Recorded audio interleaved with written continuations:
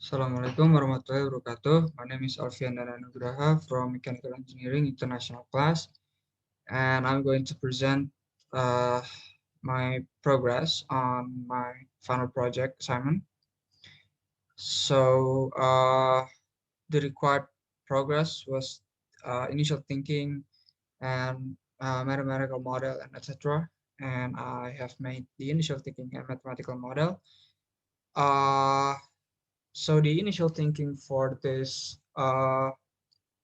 problem that I took for this final assignment is the dust deposition characteristics must first be carefully researched in order to solve particle pollution on PV panels. In the past few decades, the method of computer fluid dynamics in energy engineering has become an effective manner. The study will therefore analyze the pollution process of polydispersed dust particles on solar photovoltaic systems deployed by CFD modeling on construction roofs.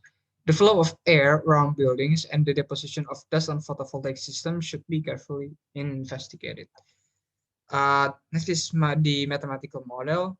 And since I am analyzing the dust deposition on PV panels that is installed on roof or house roofs. So I'm going to analyze the airflow around the building itself. And the equation that I used is the Navier-Stokes equations.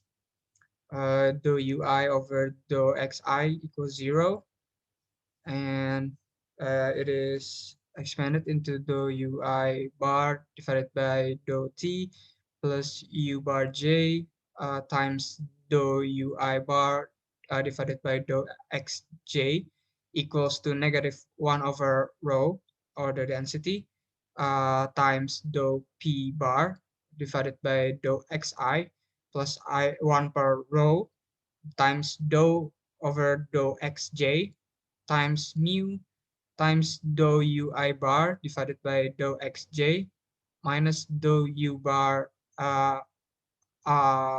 x and I times u x and j bar.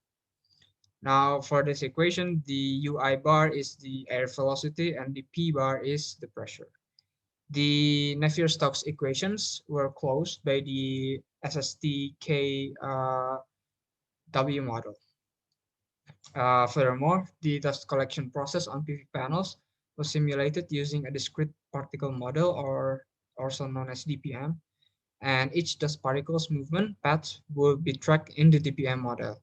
The equation that is used for the motion of the dust is below. This is quite a long equation. You can see it in the paper that I published. And yeah, for the equations for wind and dust, where is going to be solved using the finite volume approach and the Runge-Kutta method. And on the ground and upper boundaries, there are no slip and symmetry boundary conditions were utilized respectively.